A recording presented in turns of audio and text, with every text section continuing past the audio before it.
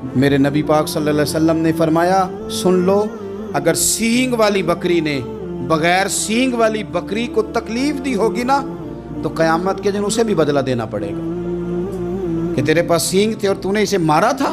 वो खातून अर्ज करती है सैयदा आयशा की खिदमत में कि मुझे बड़ा मारा, मुझे तकलीफ दी। मैं कह रही थी कि मेरे सामने चील ले गई है, पर वो नहीं मान रहे थे। अम्मा जी, उन्होंने मुझे बड़ा मारा।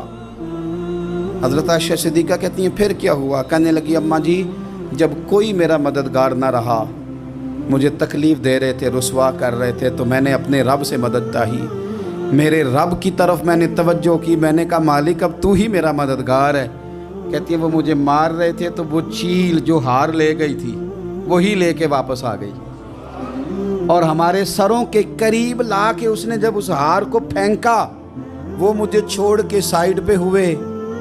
वो मेरी बेगुनाही जान